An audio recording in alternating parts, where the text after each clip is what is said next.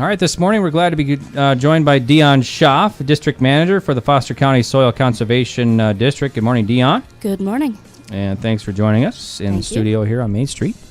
Also this morning, new to Carrington and new to our radio program here as well, I'm sure, and a bunch of new stuff, I would imagine. So, Uche Aneli. Yes. Good morning. Good morning. And how's everything going for you? Yeah, it's been great. Okay. Yeah, thank you. All right. And Uche is from the Carrington Research Extension Center, and just started there, and we'll be talking with Uche coming up here shortly, and giving us some background about himself and what he all does at the Research Center here in Carrington. But Dion, we're going to start with you this morning. What's all going on? You got some trees to talk about, right? Just a little. I just want to remind people it's getting late, but there is still time to order trees if they need something for next spring. There are a few things that the nurseries are running out of, but most things I can still get. Also, if anyone is interested in cost share programs, there is at this point nothing available for planting in 2016, but we can get started on applications that would assist with plantings for 2017. The NRCS programs are available, of course, and the State Forest Service, that's the online application. You go to their website and click on the renovation program. And the applications for that are due March 15th, and that would be for planting in 2017. I do not yet have the applications for the other state tree planting assistant program, but if you're interested, call me, let me know, and as soon as that comes out, I will try and contact you. So it's an odd time of year, but this is the time most people have to be thinking about this. Please get in touch with us. All right, sounds good. Thanks, Dion. Now, Uche Aneli, let's see, originally from Nigeria, Yes. is joining us here. So, working at the NDSU Carrington Research Extension Center as an animal scientist. Uche, tell us about yourself. Where did you grow up? Oh, I grew up in Enugu, a city of Enugu. We used to be a coal mining city in the state of Enugu, in southeastern part of Nigeria.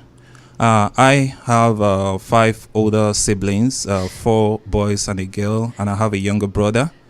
And I grew up in Nigeria. I did my first and second degrees in Nigeria. And after that, I did my PhD in University of Bonn in Germany before coming to the United States of America. Okay. And what year was it when you came to the U.S.? I finished my PhD. Is kind of, if I use the word crazy, because I finished my PhD in 2011, okay, March 28th. Mm-hmm. And imagine finishing your PhD and 3 days you're on a plane down to the US. So I had to finish everything, pack, submit my thesis, make some few corrections, and 3 days time, I'm already on the plane from Düsseldorf to Atlanta. So yeah. it was hectic. Yeah, that sounds pretty hectic there. So what did you do in Texas? That was your first where you moved to right away, right? Okay. Yes, yeah. I moved to immediately after I moved to Texas Tech University to do a postdoc with Dr. Mike Galian. And the reason why, I was saying earlier that it was hectic was I couldn't turn down the opportunity to work with Dr. Mike Galian. He was one of the topmost feedlot ruminant nutritionists in the world, I would say, not just in the States. So when the opportunity presented itself, I was just like, yes, I have to do everything possible to make sure I make it. And I was there at Texas Tech University in Lubbock, Western Texas, from 2011 to 2013. So I was in the university mainly doing research. Okay. Yeah. All right. And then let's see, you moved to Canada after that, right? Yes. Okay. What is Lethbridge like? Did you enjoy living in Canada? Yes, it was great. And I knew my wife didn't want to move. Mm-hmm. She loved it. Yeah. Even before we moved there, she loved it because it reminded us about home. Mm-hmm. It was like not a big city, kind of community based, like what you can find here, but also in a city. And it was great. And I worked at the Agriculture and Agri-Food Canada Ledbridge Research Center. It's just like USDA here in USA. In Okay. Canada, they call Agriculture and Agri-Food Canada. And it was a great place. I had wonderful colleagues. And I would say all the places that I've worked, that was the best place ever because I'm a soccer freak. And we get to play soccer during lunch on Monday, Wednesday, and Friday at Really? work. Yes. Wow. And after that, we just go back to the basement, shower, put on our work clothes, go back to work. So it was great. Can we put that into Carrington? We can play soccer after lunch. Would that be cool? Oh no, it has to be football. Football. Yep. There we go. So where is that exactly? Is that north of North Dakota or Washington? Where is that part of Canada? It's just on top of Montana. Montana. Okay. Yeah, about 3 hours drive from Great Falls. Okay, and that was Lethbridge. Lethbridge, yes. Lethbridge. Okay. Why did you choose North Dakota? All the time after my studies that I've been working postdoc Canada, I've been more into basic research and just the university stuff, scientist stuff, dealing with the scientific community, with students, and mainly basic research and a little bit applied research. NDSU presented a very unique opportunity for me because it's kind of applied research, producers based. So it is something that I've never done, and it's something I just like, you know what? Let me give it a try. Let me see what it is like. And I know that farmers are a wonderful, or producers are a wonderful set of people. They are straight shooters, straightforward, honest people, hardworking people. It's just like it's different when you're dealing with a colleague in the science community than dealing with producers. It's a different ball game entirely. Okay. Before we talk more about the research center, we got to talk about weather. What's it? Nigeria to Canada to North Dakota. Talk about the extremes there. Oh yeah.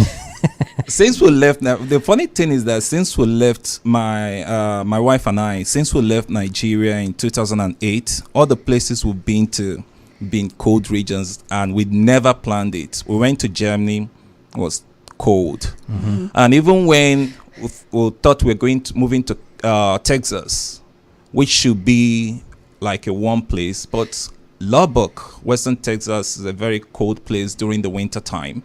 The two Christmases we spent there, we had white Christmases. So you just imagine people, when we tell them, people living even in Texas, that we're having snow, you say, what are you saying? That's people living in Houston area. I say, yeah.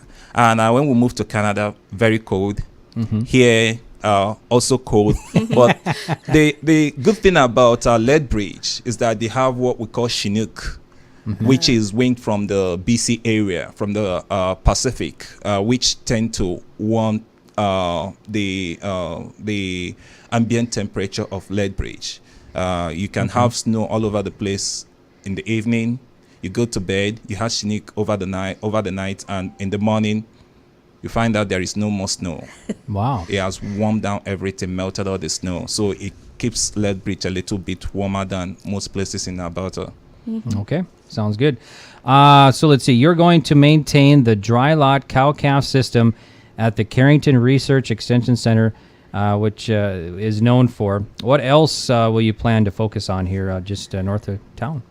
Yeah, when we had a council meeting sometime in December, I think the 8th of December, I said that we maintain the dry lot system because it is like giving cow-calf producers an option, especially for those that want to enter into the field that don't have so much money to acquire pasture land, acres of land to feed their animals. So it's a very good alternative to the traditional way of raising cow-calf. In addition to that, I know that North Dakota is a huge agriculture state. And with that, I mean in terms of crop production. And with that, you have the residues. And you also have the co-products as a result of processing some of these oil seeds and grains.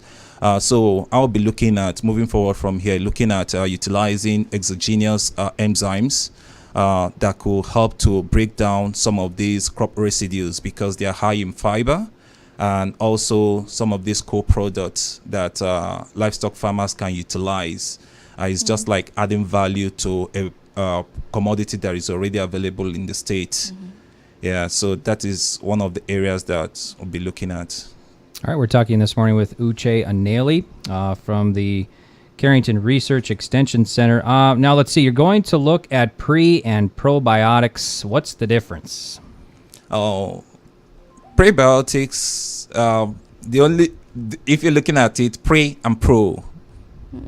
Yeah, to a layman, that's the that's the difference. Before We'll and start after, with pre. okay. Yeah, one is pro. Yeah, but the difference is that prebiotics are structural carbohydrates, mainly from plant cell walls. And what they do is that they enhances the proliferation of what you can call healthy bacteria in the human body and also in livestock. Probiotics are just live organisms, bacteria, yeasts, and a lot of them. And we use the word probiotics because you have a lot of live organisms in both animals and human beings. But we use the word probiotics for those that are beneficiary for the livestock and also for human. Just like we take yogurt and you say it has live organisms inside, live bacteria, especially lactobacilli, which helps in digestion and people with some challenges. Yeah. Okay. Will producers see you out around the state this winter giving presentations? I guess so, yes. Apart from doing some office work and trying to get some, write some grant and write some articles and that, I believe, and the director of the center have mentioned that when I visited with him when I came, that I need to be out there. And even when I was living Lethbridge, my mentor say you just have to put yourself out there. And any meeting I've attended to in Bismarck, and we had a couple at the center, and anyone that give me a platform to introduce myself and talk to producers, yes, I'll grab it with both hands. Okay, sounds good. What do you like to do outside of work? I mentioned before I'm a soccer freak. Yep. I Okay. love to play soccer. And maybe I shouldn't say this on radio, but growing up, I tend to maintain this triangular kind of lifestyle. Family, work, and church. Yeah, apart from work, I tend to enjoy all the places that we've been, our small group from church. And I'll tell you, my wife teared up when we were leaving, and our small group gave us a gift. And the gift they gave us was they came together, took a picture, and framed it for us. And we just put up in the house. Yeah. Just Okay. like, that was some of the things, meeting people and talking with that, especially folks from the church. And yes. All right, sounds good. We got a minute. Give us first thoughts of Carrington and just give us some thoughts about Carrington. And how long you been in Carrington now? Oh, a little bit over a month. About a month, And okay. I think I was talking to Leon when she asked me Yeah. when she asked me my thoughts about Carrington. I was just laughing. I said, I remember when my wife and I and our little daughter, she was just about a year then, when we were moving from Letterbox to Lethbridge in Canada. We drove through a lot of small towns, and we just look around and just like, we look at ourselves and say, whoa, you mean people are living here? And only for me to come here to interview and just like, oh, your mouth has landed you into one of those towns.